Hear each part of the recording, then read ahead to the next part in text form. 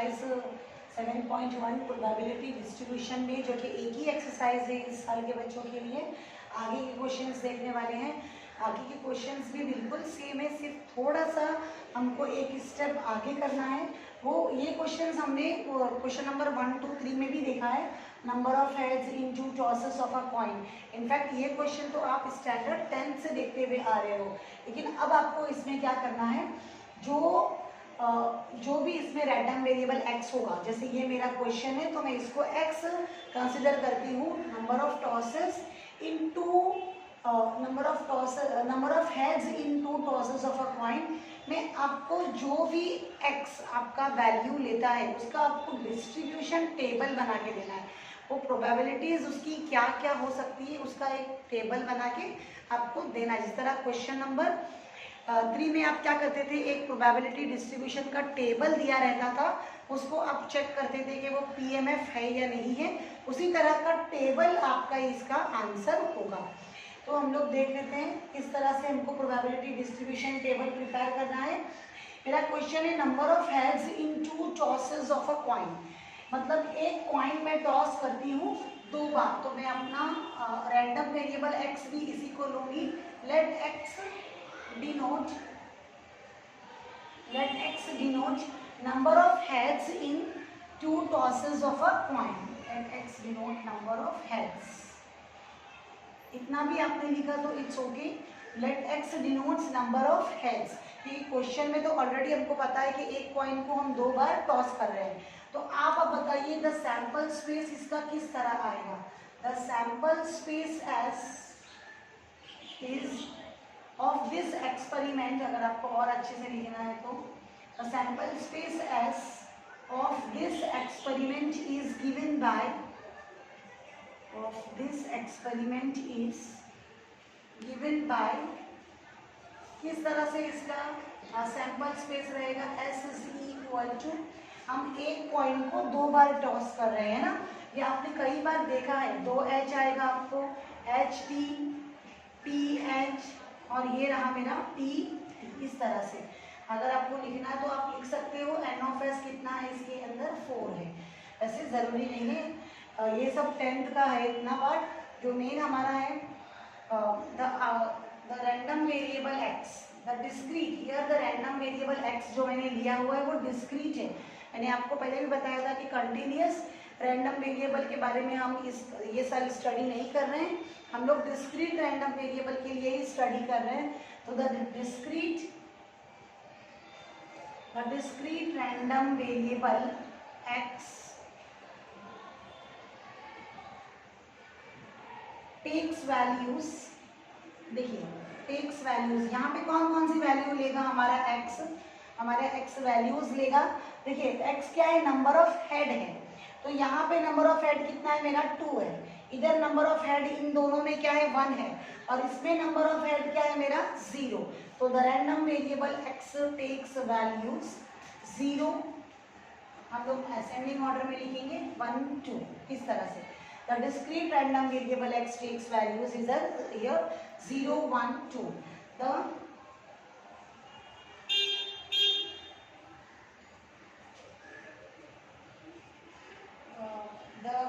the values of x मैं अब निकालती हूँ, the values of और the probability of x, चलिए हमको सिर्फ पहले मैं वैल्यूज ही निकाल लेती हूँ।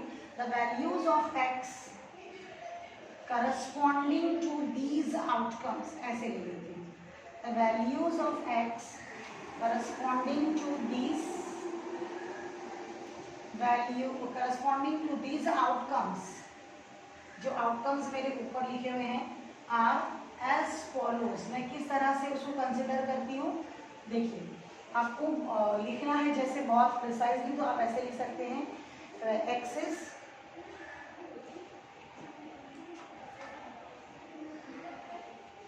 एक्स, रैंडम वेरिएबल एक्स कितना होगा जब हम लोग लेंगे एच, तो इसमें वो क्या रहेगा 2 रहेगा।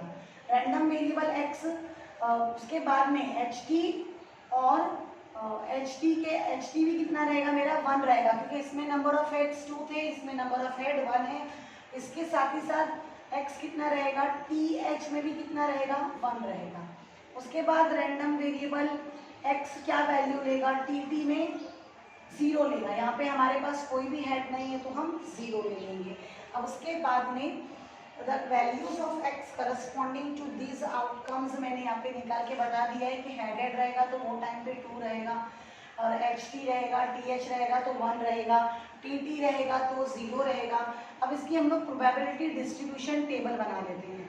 द प्रोबेबिलिटी, जो कि हमारा फाइनल पूछा गया क्वेश्चन है, the probability distribution of these of x, the probability distribution of x is given as follows। Directly table बना लेते हैं। किस तरह से बनाएंगे, यहाँ पे x आ जाएगा, उसके नीचे प्रोबेबिलिटी ऑफ x आ जाएगा, और ये रहेगा मेरा रैंडम वेरिएबल x ने मेरी 0 वैल्यू लिया, 1 लिया, 2 लिया, 0 लिया। 0 आने के चांस कितने हैं उसके, 0 आने के चांस है उसके 1। मैं यहाँ पे मैं क्या गिन रही हूँ कि x इसमें नंबर ऑफ हेड्स कितना है, तो इसमें नंबर ऑफ हेड तो 0 है, लेकिन ऐसा आउटकम जिसमें नंबर ऑफ हेड 0 है, ऐसा आउटकम एक ही है, तो हम लोग प्रोबेबिलिटी कैसे निकालते थे, प्रोबेबिलिटी का फॉर्मूला आपको अगर याद होगा तो n of a upon n of s ऐसे करते थे, है ना, n of a upon n of s, number of favourable outcome upon total sample space के जितने पॉइंट्स है वो। तो नंबर ऑफ फेवरेबल आउटकम मतलब 0, हेड 0 आने का चांसेस कितना है, एक ही है, टी। तो यहाँ पर आ जाएगा मेरा आंसर 1/4। फिर हेड 1 आने की चांसेस कितनी बार है, कितने आउटकम्स है जिसमें हेड हमको 1 मिलेगा, वो है 2 आउटकम्स। तो यहाँ पे मैं लिखूंगी 2/4। नंबर ऑफ फेवरेबल आउटकम ऊपर आता है न्यूमरेटर में। अब कितनी बार ऐसे चांसेस है 4 में से कि मुझे 2 मरतबा हेड मिलेगा, तो वो फर्स्ट आउटकम है जिसमें मुझे 2 मरतबा हेड मिलेगा।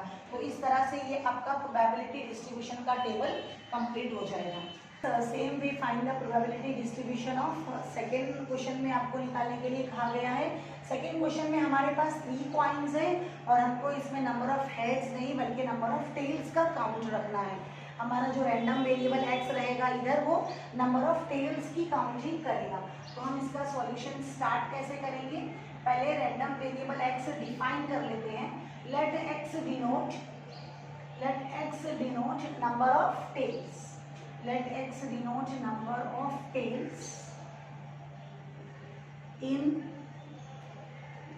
3 coins, in tosses of 3 coins। 3 coins में एक साथ फेंक रही हूँ और मेरा काउंट जो है वो नंबर ऑफ टेल्स पे है। Okay, number of tales.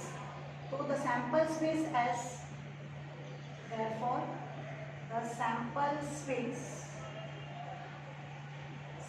space S of the random experiment is, the sample space S of the random experiment is given as follows। ये सैंपल स्पेस आपने कई मरतबा छोटी क्लास में 10th में लिखा है। इस तरह से हम करते थे कि तीनों बार आपको हेड मिला, उसके बाद में एक टेल मिलता है आपको, फर्स्ट इस पे टेल मिला, फिर ये टेल को आप धीरे धीरे आगे मूव करते जाइए। अब ये बीच में आ गया टेल, अब उसको पहली पोजीशन पे ले लीजिए। आपको आता है लिखने के लिए, मैं जानती हूँ आपने कई बार लिखा है। अब हम लोग क्या करेंगे, 2 बार टेल ले लेते हैं। फर्स्ट पोजीशन पे 2 टेल है, उसके बाद वो अपनी पोजीशन चेंज करेंगे, सेकेंड और थर्ड पे आ जाएंगे और उसके बाद वो फर्स्ट एंड लास्ट हो जाएंगे। ओके, और ये हो गया। यहाँ पे मेरे पास में 3 हेड था, ये सब में 2 हेड था, उसके बाद में 1 हेड हो गया। आप देख रहे हैं हेड धीरे धीरे कम होते जा रहा है। सबसे पहले 3 हेड थे, फिर 2 हेड हो गए और यहाँ से फिर 1 ही हेड रह गया। अब मेरे पास में 9 हेड होगा। 9 हेड मतलब 0 हेड, और 0 हेड मतलब कोई भी हेड नहीं होगा, मतलब तीनों भी टेल्स होंगे। इस तरह ये सैंपल पॉइंट्स 8 होंगे। आप काउंटिंग कर लीजिए, 1 2 3 4 5 6 7 8। आप लाइन से लिखेंगे तो आपको बराबर 8 मिलेगा। रैंडमली मत लिखिए, अदरवाइज कोई एक पॉसिबिलिटी आपसे मिस हो जाएगी। अब मुझे क्या करना है,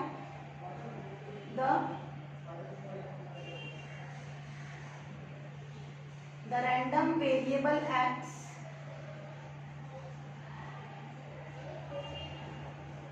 corresponds to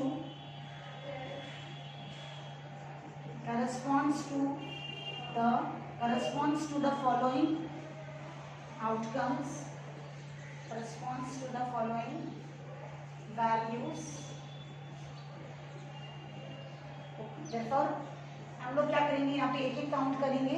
अगर मैं तीनों h लेती हूँ, x h h h, मतलब इसमें मेरे पास में हेड टेल्स कितना है, कोई भी टेल नहीं है, तो रैंडम वेरिएबल x जब ये आउटकम लेगा तो आपका आंसर क्या रहेगा, 0. टेल इसमें एक भी नहीं है. इसी तरह से रैंडम वेरिएबल x ये तीनों के वक्त h h t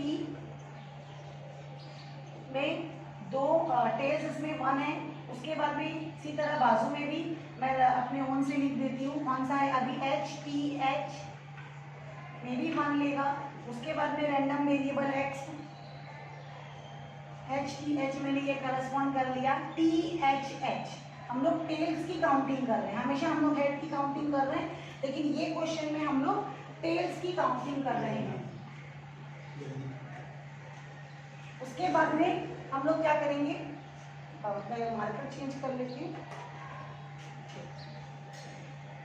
random variable x then corresponds to the value, कहाँ तक ले लिया मैंने, मेरा टेल एक हो चुका है, अभी 2 टेल का बारी है, तो ये 2 टेल और एक हेड, इसमें भी कितना आ जाएगा, टेल 2 आ जाएगा. इस तरह ये और भी बहुत सारा है जिसमें 2 आंसर आपको मिलेगा. H T P T H T T, आप चाहे तो साथ में लिख सकते हैं उसको, H T P even T T H T, इस तरह से ये सबका आंसर क्या आएगा, 2 ही आने वाला है. ऐसा एक साथ में भी आप लिख सकते हैं. और उसके बाद में random variable x when all the 3 are tail आपको मिलेगा 3. तो यहाँ पे धीरे धीरे बढ़ते जा रहे हैं, यहाँ पे कोई भी टेल नहीं है तो 0 काउंट है, यहाँ पे एक टेल है तो 1 काउंट है, यहाँ पे 2 टेल है सब में तो 2 काउंट है, यहाँ पे 3 है. Therefore x is discrete. Discrete मतलब क्या, जंप करके वैल्यू लेने वाला, 0 से डायरेक्ट 1 पे आएगा, 1 से डायरेक्ट 2 पे आएगा. Therefore, x is discrete random variable taking values 0, 1, 2, 3. Therefore, the probability distribution, अब हमारा मेन आंसर यही है, हमको यही देना है. The probability distribution of x is given as follows. कैसे आएगा ये, आप x बनाएंगे, उसके बाद में p ऑफ x ले लेंगे और उसके बाद में ये इस तरह से टेबल प्रिपेयर करना है इनको ऑल वैल्यूज के साथ में 0, 1, 2, 3. 0 आएगा, हमारा रैंडम वेरिएबल x 0 काउंट लेगा इसमें से, ऐसा कब है, पहला वाला है. सिर्फ 1 h में ही ऐसा होगा कि उसमें टेल्स का वैल्यू 0 होगा. तो ऐसा एक ही आउटकम है, नंबर ऑफ फेवरेबल आउटकम. तो फेवरेबल आउटकम मतलब आपका टेल का काउंट उधर 0 होगा, टेल का काउंट 0 होगा, ऐसा एक ही ऐसा h करके आउटकम है. तो हम लोग एज में से ओनली 1 है. 1 के लिए कितने हैं, ऐसे 3 है, यहाँ पे देख सकते हैं आप लिखे हुए हैं. तो यहाँ पे मुझे मिलेगा 3/8. 2 के लिए भी 3 है, 1, 2, 3, तो मैं यहाँ पे लिख दूंगी 3/8. और रैंडम वेरिएबल x तीनों भी टेल वैल्यूज लेगा, 3 बार टेल मिलेगा, ऐसा काउंट भी 1/8 है. तो इस तरह से आपको अपना प्रोबेबिलिटी डिस्ट्रीब्यूशन का टेबल बनाना है. इसके बाद का जो क्वेश्चन है उसमें हमारे को क्या करना है, यहाँ पे 4 पॉइंट्स है, इंस्टेड ऑफ 3 पॉइंट्स आपको 4 पॉइंट्स दिया गया है और नंबर ऑफ हेड लेना है. तो 4 पॉइंट्स के लिए आप अपना सैंपल स्पेस कैसे बनाएंगे, थोड़ा ध्यान से बनाइएगा, बनाया नहीं है आपने पहले. h फिर एक बार आप क्या करिए, यहाँ पे t ले लीजिए, फिर ये t को आगे आपको शिफ्ट करते जाना है. h t h, फिर ये हो गया h t h. इस तरह से आप ट्राई करेंगे. ये इसके बाद का थर्ड वाला क्वेश्चन आपके लिए होमवर्क रहेगा. आपके next question students, question number 5. Question number 5 में आपको क्या पूछा है, find the probability distribution of the number of successes बेटा क्वेश्चन बहुत ध्यान से पढ़िए, आपको पूछा है किसका probability distribution, number of successes का प्रोबेबिलिटी डिस्ट्रीब्यूशन, मतलब हमारा जो रैंडम वेरिएबल x होगा उसमें वो नंबर ऑफ सक्सेसेस होगा। अच्छा, नंबर ऑफ सक्सेसेस हमको कहाँ देखना है, एक डाई है जिसके हम 2 टॉस कर रहे हैं या फिर 2 बार 2 डाई को एक साथ टॉस कर रहे हैं, it is one and the same thing. आप एक डाई को 2 बार टॉस कर रहे हो और उसमें आपको सक्सेसेस काउंट करनी है, लेकिन सक्सेस डिफाइन कैसे किया है उसने कि सक्सेस आप कब कंसिडर करोगे, जब डाई को फेंकने के बाद आपको नंबर ग्रेटर देन 4 आता है, एटलीस्ट ऑन वन डाई, यानी कम से कम एक डाई पे तो आपको ग्रेटर देन 4 मिलना चाहिए, तो वो आप कंसिडर करोगे एज ए सक्सेस। जैसे अगर मैंने डाई को थ्रो किया, डाई को थ्रो करने के बाद अगर मुझे 1,2 मिलता है तो ये सक्सेस नहीं है, लेकिन अगर मुझे 4,3 मिलता है ये भी सक्सेस नहीं है। आपको ग्रेटर देन 4 नंबर आना चाहिए किसी एक भी डाई पर, यानी ऐसा आया 1, पहली डाई मैंने थ्रो की मुझे मिला 1 और दूसरी डाई मैंने थ्रो की मुझे मिला 5, तो ये सक्सेस है। ऐसा आपको काउंट करना है, 2 डाई एक साथ में फेंकनी है और अगर किसी भी डाई पे आपको ग्रेटर देन 4 मिलता है तो आपको उसको सक्सेस मानना है। ओके, तो सक्सेस के लिए आपको कितने पॉसिबल वैल्यूज यहाँ पे मिल सकती है सक्सेस आने के लिए। देखो नंबर ग्रेटर देन 4 है, मतलब अगर आपको किसी भी डाई पे 5 और 6 ऐसे 2 नंबर मिलते हैं, 5 के साथ में और पॉसिबिलिटी मिलती है और 6 के साथ में और पॉसिबिलिटीज मिलती है, 5 चाहे इधर हो चाहे इधर हो, यानी 5 और 6 आपको अगर मिलता है तो वो आपको काउंट देगा एज अ सक्सेस, और 5 और 6 से अगर छोटा नंबर आपको मिलता है तो वो आपका सक्सेस काउंट नहीं होगा। तो आप इसका आंसर पेपर में स्टार्ट कैसे करोगे, सपोज ये क्वेश्चन अगर बोर्ड में पूछता है तो आप सबसे पहले यहीं से लिखोगे, success is defined as a number greater than 4 appears on at least one die. यहाँ तक आप ऐसे ही कॉपी करोगे और उसके बाद आप क्या लिखोगे, let x, random variable x आपका क्या है, let x defined as,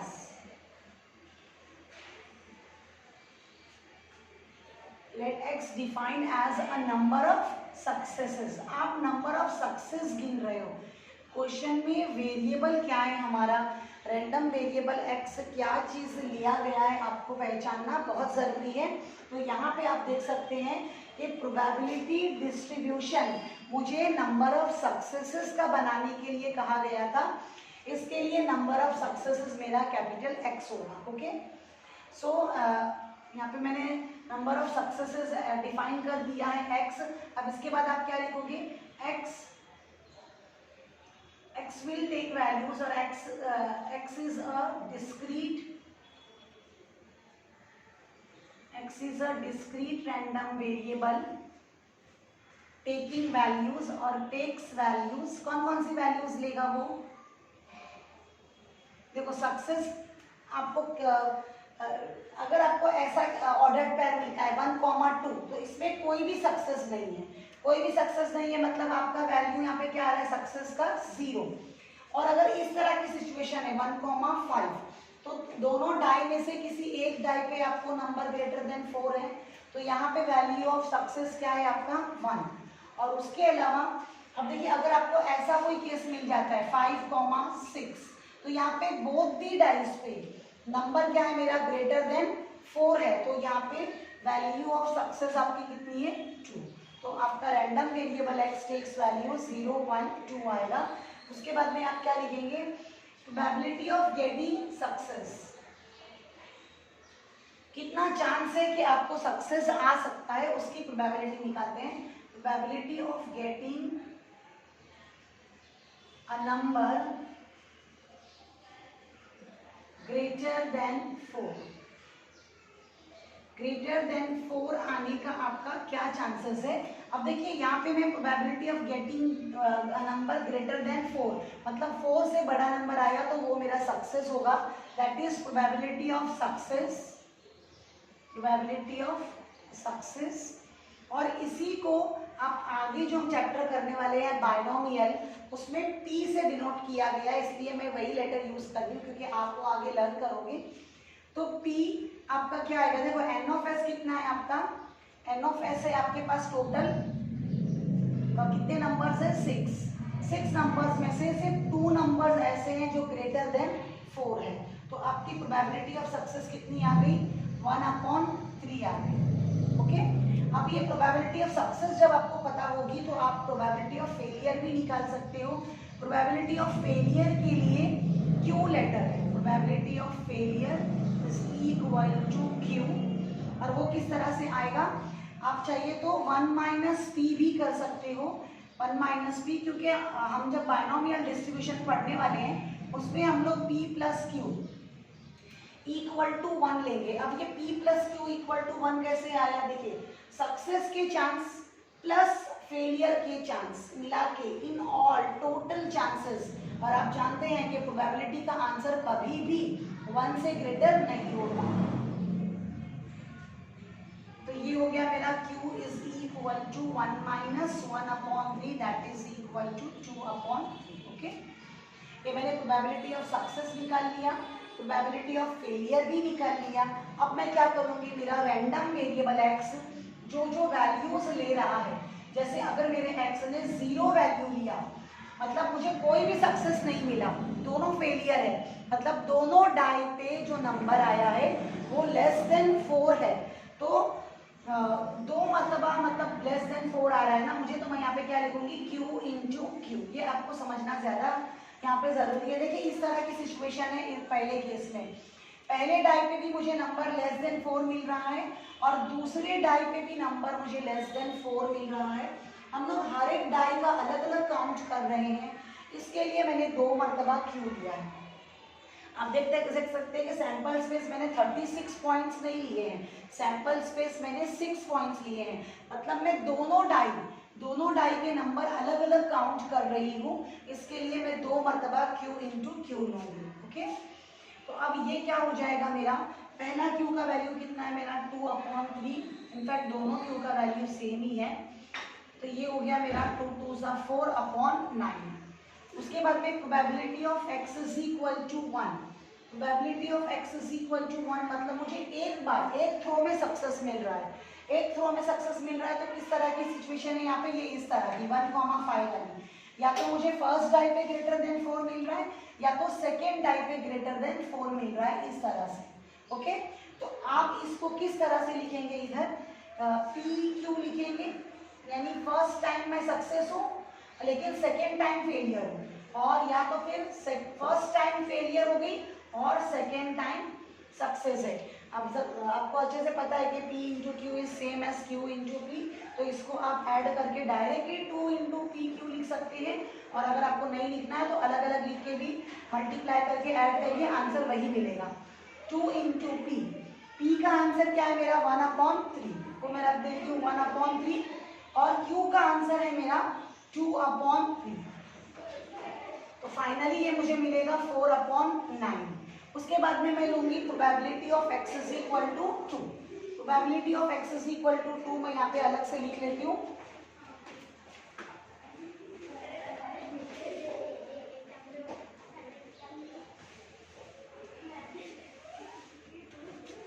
probability of x is equal to 2, इसका मतलब है मुझे दोनों टाइम सक्सेस मिल रहा है, दोनों टाइम सक्सेस मिलेगा तो मेरा ऑर्डर पेयर या आउटकम कैसे होगा, ऐसे होगा 5,6 या 6,5, दोनों डाई पे मेरे पास नंबर ग्रेटर देन 4 होंगे, तो इसको हम लिख देंगे P इंटू P। अब आपको समझ गया होगा कि 2 बार P क्यों लिख रही हूँ मैं, एक P पहली डाई के लिए पहले पे सक्सेस है और दूसरा P दूसरे डाई के लिए दूसरे पे सक्सेस है। उसके बाद में हमारी P की वैल्यू ऑलरेडी कैलकुलेट की हुई है 1/3 into 1/3 and that is equal to 1/9। अब मैंने सारी वैल्यूज प्रोबेबिलिटी डिस्ट्रीब्यूशन के लिए सारे x की वैल्यूज जो मेरा x ले रहा था 0, 1, 2, 0, 1 और 2, सारी वैल्यूज मैं random variable x is taking उसको अलग अलग काउंट कर दिए, बस इसको आपको एक टेबल में शिफ्ट करके प्रेजेंट करना है जिसपे आपको एग्जामिनर मार्क्स दे सके। तो आप लिखेंगे the probability distribution of x is given as और गिवन बाय, यहाँ पे आप एक टेबल बना लीजिए x p ऑफ x इस तरीके से। तो यहाँ पे पहला आएगा 0 1 2। 0 की प्रोबेबिलिटी कितनी थी मेरी 4/9, 1 की प्रोबेबिलिटी भी है 4/9 और 2 की प्रोबेबिलिटी है 1/9। इस तरह से ये प्रोबेबिलिटी डिस्ट्रीब्यूशन का टेबल आपको बना के प्रेजेंट करना है। जो हमको कहा गया था नंबर ऑफ सक्सेसेस की, ये नंबर ऑफ सक्सेसेस है, ये नंबर ऑफ सक्सेस है जब 2 मरतबा मैं डाई थ्रो करती हूँ। तो या तो मुझे कोई भी डाई पे ग्रेटर देन 0 नहीं मिलेगा, या मुझे एक डाई पे ग्रेटर देन 4 मिलेगा, और या तो मुझे दोनों डाई पे ग्रेटर देन 4 मिलेगा। तो इस तरह से आपको टेबल में लिख के अपना आंसर 7 मैंने बोर्ड पे लिखा है। इसका मतलब क्वेश्चन नंबर 6 आपके लिए होमवर्क है। क्वेश्चन नंबर 6 का थोड़ा सा मैं हिंट आपको दे देती हूँ। क्वेश्चन नंबर 6 में क्या है, आपके पास 30 बल्ब्स है। 30 बल्ब्स में से आपके पास 6 बल्ब मेरे ख्याल से डिफेक्टिव है, 6 बल्ब डिफेक्टिव है और आप रैंडमली एट अ टाइम उसमें 4 बल्ब सिलेक्ट करते हो। 4 बल्ब सिलेक्ट करते हो तो क्या चांसेस है कि आपको डिफेक्टिव बल्ब मिलेगा। तो यहाँ पे भी आप क्या करेंगे, ये 30 बल्ब है, 30 बल्ब में से 6 डिफेक्टिव है, तो आप प्रोबेबिलिटी ऑफ सक्सेस मतलब आपको डिफेक्टिव बल्ब मिलने की प्रोबेबिलिटी आप डिफाइन कर लोगे। Probability of success as P और प्रोबेबिलिटी ऑफ फेलियर को भी उसमें आप Q ही लेंगे। और आप जब इसमें स्लॉट बनाएंगे एट अ टाइम 4 बल्ब आपको सिलेक्ट करने हैं ना, तो उसमें आपका 4 टाइम्स Q आएगा। जिस तरह मैं यहाँ पे 2 बार P 2 बार Q लिख रही थी, एक एक डाई के लिए अलग P था, प्रोबेबिलिटी ऑफ सक्सेस एक डाई के लिए अलग था, प्रोबेबिलिटी ऑफ फेलियर फिर दूसरे डाई के लिए अलग था। इस तरह इस क्वेश्चन में आपको 4 मरतबा इस तरह क्यों लिखना होगा, या एक मरतबा अगर आपको एक डिफेक्टिव बल्ब मिलता है तो एक डिफेक्टिव बल्ब मिलता है तो 3 बार आपको P लिखना रहेगा और एक Q लिखना रहेगा। इस तरह थोड़ा सा मल्टीप्लीकेशन इसका ज़्यादा होने वाला है, लेकिन क्वेश्चन बिल्कुल क्वेश्चन नंबर 5 के जैसे ही है। आप प्लीज़ इसको ट्राई करेंगे बेटा। और मैं नेक्स्ट क्वेश्चन आपको एक्सप्लेन कर देती हूँ। नेक्स्ट क्वेश्चन में भी ऐसे ही प्रोबेबिलिटी ऑफ सक्सेस और प्रोबेबिलिटी ऑफ फेलियर हमको कंसीडर करना है। तो क्वेश्चन नंबर 7 देखिए, अ कॉइन इज बायस्ड। बायस मतलब थोड़ा सा पार्शियल कॉइन है, वो किस तरह से एक्ट कर रहा है कि head is 3 times as likely to occur as tail. जितनी मरतबा हेड आता है उससे 3 गुना ज्यादा टाइम उसका टेल आएगा, इसलिए उसको पार्शियल कहा गया है। इसमें बायस्ड का मतलब ही होता है पार्शियलिटी कर रहा है। If the coin is tossed twice, हम लोग 2 मरतबा अपने कॉइन को फेंक रहे हैं इसमें। Find the probability distribution of the number of tails. देखिए हमको जो काउंट रखना है अपना कैपिटल एक्स का, जो रैंडम वेरिएबल एक्स के ऊपर हम काउंटिंग लगाते हैं कितनी बार वो आएगा, वो हमारा नंबर ऑफ टेल्स पे होगा इधर।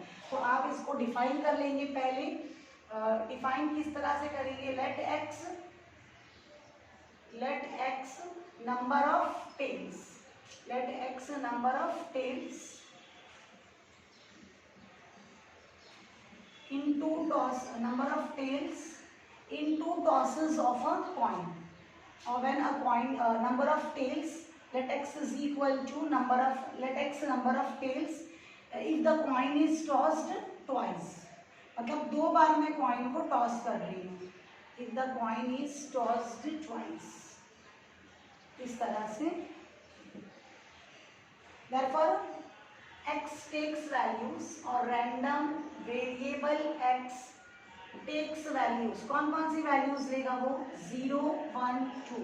आपको पता है कि जब हम 2 बार कॉइन टॉस करते हैं तो हमारा सैंपल स्पेस क्या आता है, उसमें अगर हो सकता है कि दोनों बार मुझे कॉइन पे टेल ना मिले, एच वाली पॉसिबिलिटी हो, एच वाली पॉसिबिलिटी होगी तो इसमें नंबर ऑफ टेल क्या हो जाएगा मेरा 0। और अगर एच टी या टी एच वाली पॉसिबिलिटी होगी तो इसमें नंबर ऑफ टेल मेरा 1 हो जाएगा। और दोनों अगर मेरे पास टेल आता है इस तरह से तो मेरा इसमें नंबर ऑफ टेल्स की पॉसिबिलिटी 2 होगी। तो ये बार बार हमको दिखाने की जरूरत नहीं है, हम कई बार कर चुके हैं। इस पर कोई मिक्स वैल्यू 0 1 2 लिख दिया है। अब मैं लूँगी probability of getting success. Probability of getting tail मेरा सक्सेस माना जाएगा ना, तो probability of getting tail as p, क्योंकि वो प्रोबेबिलिटी ऑफ सक्सेस है तो उसको मैं ले लूंगी पी।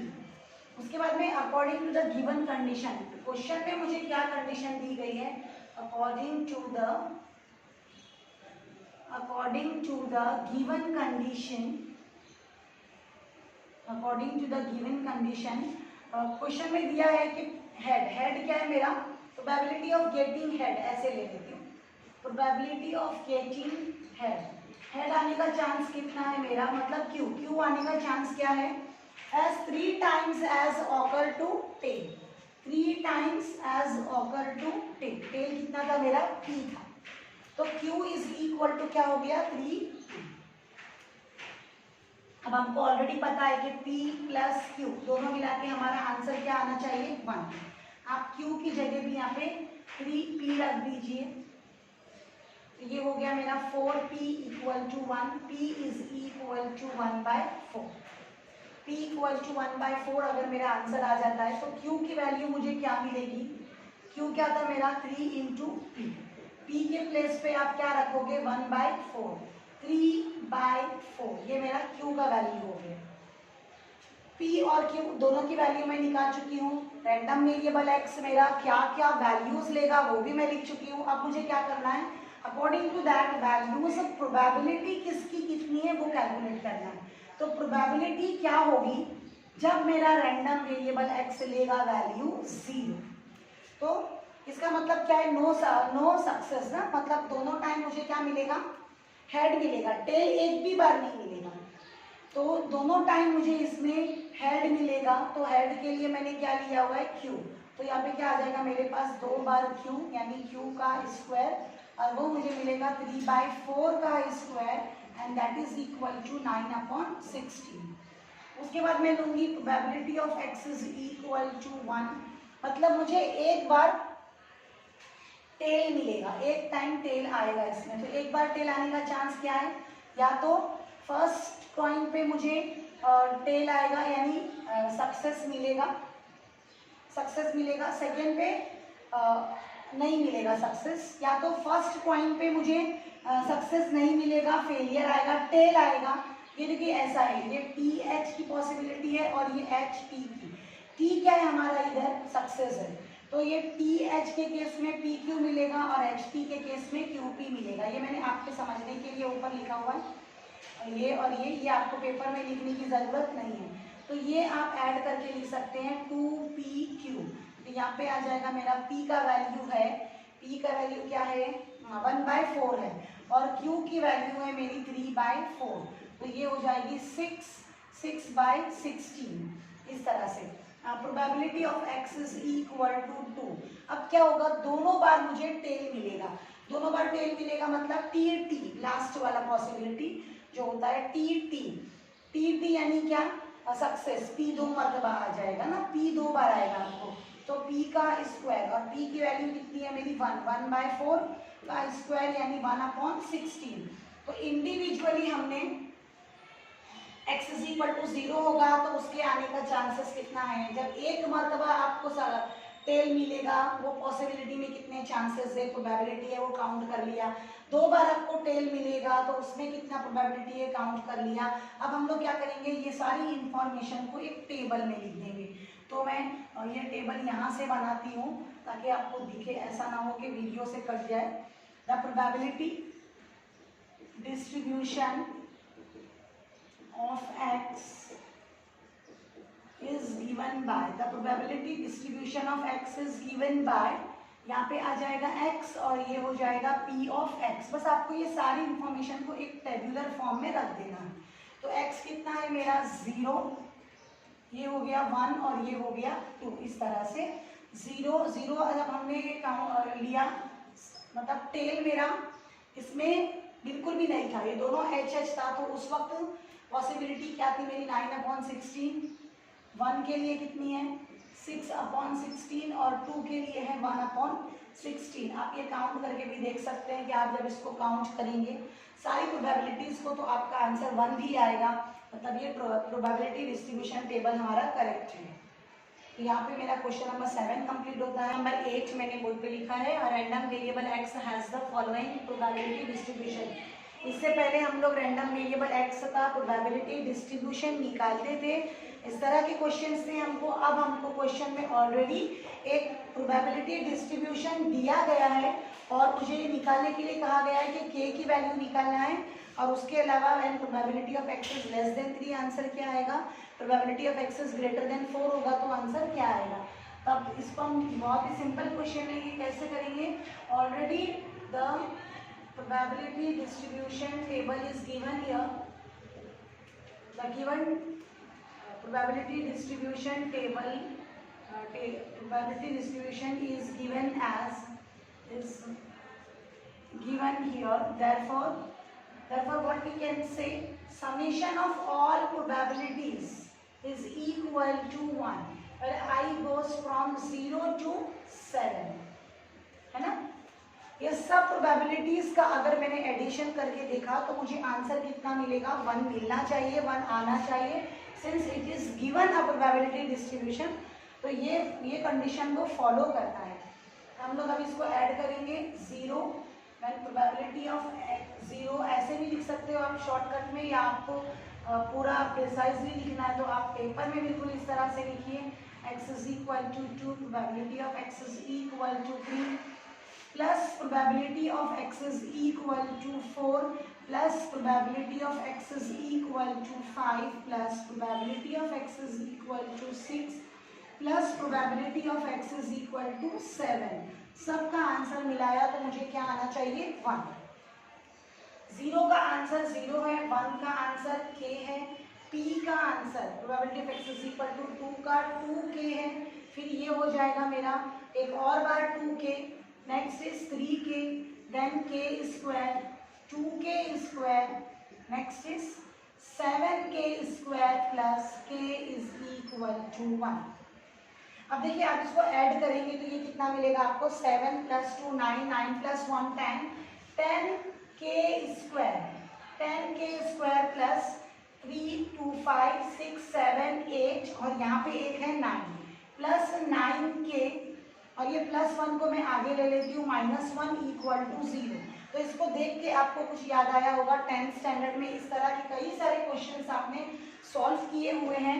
क्वाड्रेटिक इक्वेशन है ये, जिसमें हमको 10 को स्प्लिट करना है, -10 को स्प्लिट करना है ऐसे कि 9 मिले आपको।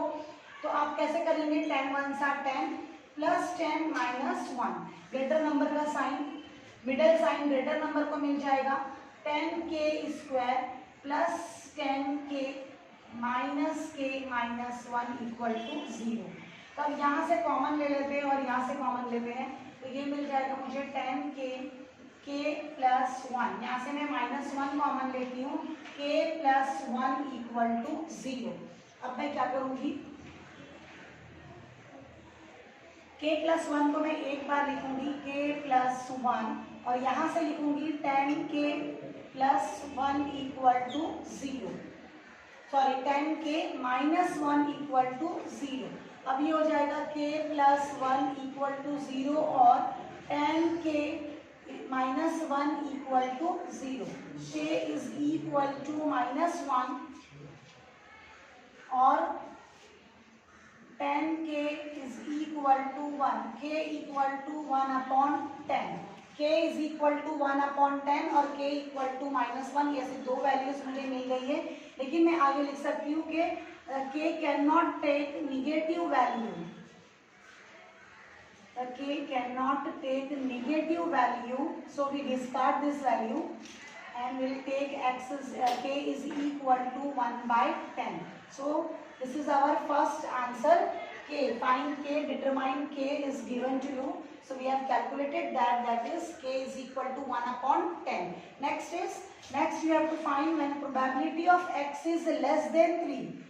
Less than 3 मतलब 3 नहीं आना चाहिए, 3 से लेस आपको लेना है। तो आप क्या क्या लेंगे, when probability of x is equal to 0, when probability of x is equal to 1 plus probability of x is equal to 2, इस तरह से। तो 0 का आंसर तो 0 ही है क्वेश्चन में, 1 का आंसर है आपका k, 2 का आंसर है आपका 2k, तो दोनों मिला के आपका आंसर आ गया इधर 3k, 3 के क्या मिलेगा, 3 into 1/10 that is equal to 3/10। Okay, तो ये मेरे क्वेश्चन नंबर 2 का आंसर भी कंप्लीट हो जाता है। अब मैं क्वेश्चन नंबर 3 भी देख लेती हूँ। क्वेश्चन नंबर 3 क्या है मेरा, when probability of x is greater than 4, greater than 4 मतलब 4 से बड़े वैल्यूज आपको लेने हैं। 4 से बड़ी वैल्यूज में क्या लूंगी, when probability of x is equal to 5, probability of x is equal to 6, probability of x is equal to 7, ऐसे 5 6 7। 5 का आंसर क्या है मेरा, k का स्क्वायर। 6 का आंसर क्या है मेरा, 2k स्क्वायर। 7 का आंसर है 7k स्क्वायर प्लस k, इस तरह से। तो अब इसको ऐड कर लेती हूँ, 7 + 2 9 10, 10k square plus k, 10k square. k की वैल्यू यहाँ पे हम रख देते हैं 1/10 स्क्वायर प्लस 1/10। ये 1/10 यहाँ पे 2 टाइम्स है, इसका मतलब क्या हो गया, 1/10 मेरे पास इधर 2 बार है, तो ये एक 10 से एक 10 कैंसिल हो गया और मुझे क्या मिलेगा, 1/10 plus 1/10 that is equal to 2/10 और इसको कैंसिल करके आपको आंसर आ जाएगा 1/5। यहाँ पे मेरा